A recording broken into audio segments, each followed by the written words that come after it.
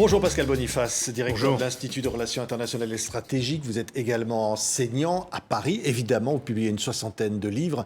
Et voici Géopolitique du Covid-19, ce que nous révèle la crise du coronavirus. En gros, vous dites, on était tous prévenus. Et puis finalement, il y a eu une sidération et on ne pourra plus désormais dire, on ne savait pas. Non, parce qu'en fait, on savait. De nombreux rapports, de nombreuses commissions avaient mis en avant qu'une pandémie de ce type pouvait venir bloquer non seulement un pays, mais aussi d'autres pays. Et donc, les alertes avaient été nombreuses. La CIA, les livres blancs sur la défense... Et pourquoi alors on a fait semblant de ne rien savoir ? Certainement parce que les scénarios étaient tellement extrêmes et on s'est dit, bah non, c'est des scénarios extrêmes, ça peut arriver. Et puis je crois qu'il y a aussi un problème d'hubris occidental, d'orgueil occidental. Nous, on s'est dit, bah ça ne peut arriver qu'en Asie, ça peut arriver en Afrique. Mais des pandémies, un pays bloqué comme ça, c'est pas pour les pays occidentaux. Et donc on était surpris parce qu'on se pensait à l'abri et en fait on ne l'était pas. Et on pensait que l'ordre du monde était immuable. Et là, vous nous dites dans ce livre, Pascal Boniface, eh bien non, cet ordre-là, désormais, à cause du Covid, il n'est plus le même. Il n'est plus le même et en fait, la crise du Covid est venue révéler aux yeux de tous ce qui existait peut-être déjà mais qui n'était pas suffisamment visible. Notamment le fait que le monde occidental, qui a dirigé le monde pendant 5 siècles, n'est plus au fait de sa puissance et ne plus prétendre à diriger le monde comme il l'a fait. Et on peut dire que quelque part, la crise du Covid-19, c'est une sorte de juin 40 pour l'appareil sanitaire occidental. Les fosses communes, on les imagine à Haïti, au Zimbabwe. Pas à New York. Les hôpitaux débordés qui ne peuvent plus recevoir les malades. On imagine ça dans ce qu'on appelait autrefois le tiers-monde, qui n'existe plus par ailleurs. Mais pas chez nous, dans les pays occidentaux. Et donc, effectivement, tout d'un coup, le fait que les Occidentaux ne sont pas au-dessus de la mêlée, ne sont plus les maîtres du monde, est apparu de façon éclatante. Alors, qui est désormais le maître du monde ? Vous posez la question dans ce livre, vous dites la Chine, avec un point d'interrogation, maître du monde aujourd'hui ? Non, la Chine n'est pas maître du monde parce que même si elle a marqué des points au cours de cette crise, lorsque la crise a éclaté, on a dit ça y est, c'en est fini de la Chine a vu sa croissance stopper. On avait déjà dit ça d'ailleurs lors de la crise du SRAS en 2003. La Chine entre-temps est passée de 4 à 17% du PIB mondial. La Chine s'est arrêtée, elle a repris son rythme et elle continue son rattrapage. Elle n'a pas dépassé les États-Unis. Les États-Unis ont encore une grande avance. Mais on voit que la Chine grignote régulièrement cette avance, même s'il a fait des erreurs par une communication un peu trop agressive sur sa diplomatie du masque. Mais en tous les cas, le rattrapage économique, commercial des États-Unis par la Chine continue.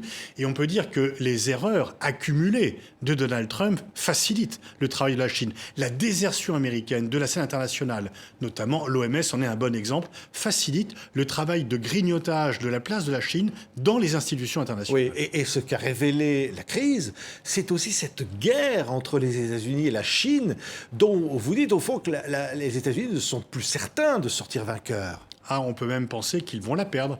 La question aujourd'hui n'est pas de savoir si la Chine va un jour dépasser les États-Unis, c'est de savoir quand est-ce qu'elle va le faire.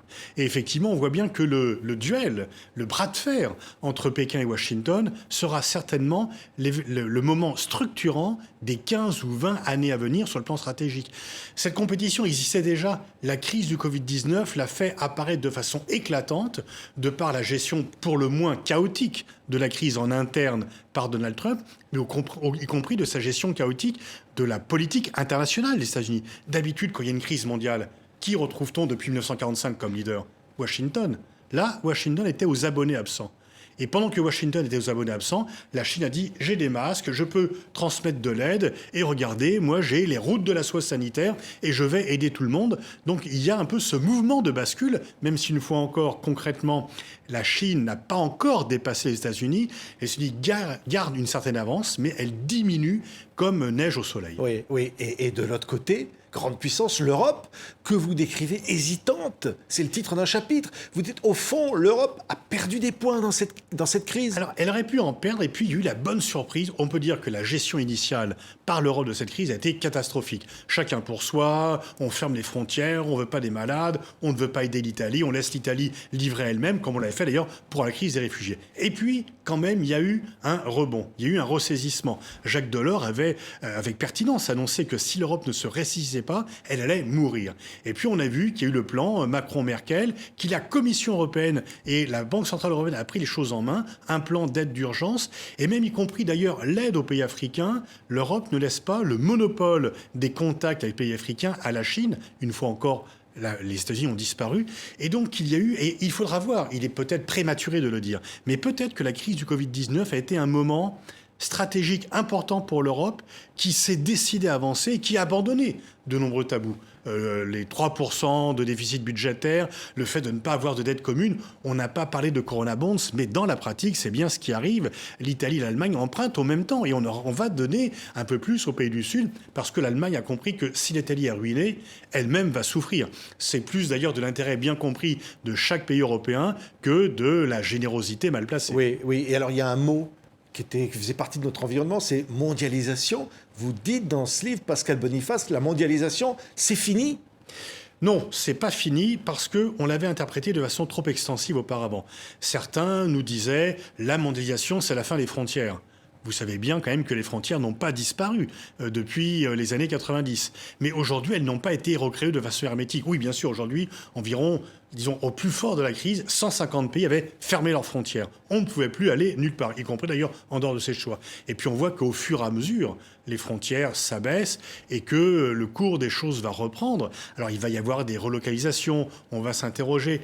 C'est pas la fin du tourisme international, c'est pas la fin des échanges internationaux, c'est juste peut-être quelques prudences qu'il faudra conserver par la suite et des excès d'interprétation qu'il faudra se garder d'avoir. Oui, oui. Et est-ce qu'on va vers un contrôle désormais très renforcé des citoyens dans le monde? Est-ce que ça va être ça l'une des conséquences de cette crise? Il y a des tentations. 50 pays ont déclaré l'état d'urgence. Non pas sanitaire, l'état d'urgence politique, pour mieux contrer leurs citoyens. Et puis on voit quand même que les citoyens continuent à se révolter.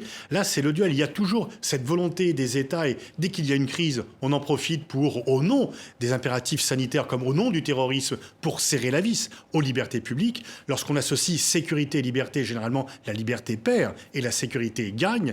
Mais je peux aussi penser qu'on voit très bien un peu partout que finalement, bien, les peuples continuent à s'exprimer et qu'ils vont reprendre, là où ils se font entendre, ils vont reprendre le cours de leur protestation. Oui, le multilatéralisme peut gagner encore? Alors, il était en crise avant la crise du Covid-19 et on peut dire que la crise du Covid-19 est venue rendre encore plus grave cette crise. Parce que jamais peut-être le fait que le monde soit globalisé et qu'on n'ait pas les institutions capables de gérer de façon globale ce monde globalisé n'est apparu. Comme au cours de cette crise du Covid-19, on aurait pu avoir une politique commune pour les masques, pour les tests, ça n'a pas été le cas.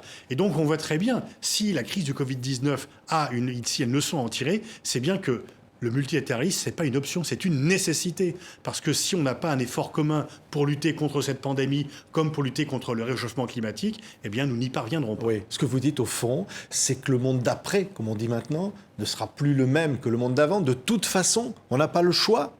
Oui, alors déjà, il fallait l'améliorer avant la crise du Covid-19, notamment par rapport aux impératifs environnementaux.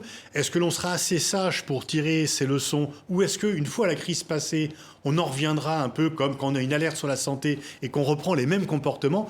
Regardez, la crise de 2008 économique, 2008-2009, on a dit fini les paradis fiscaux, on va faire attention à tout ça.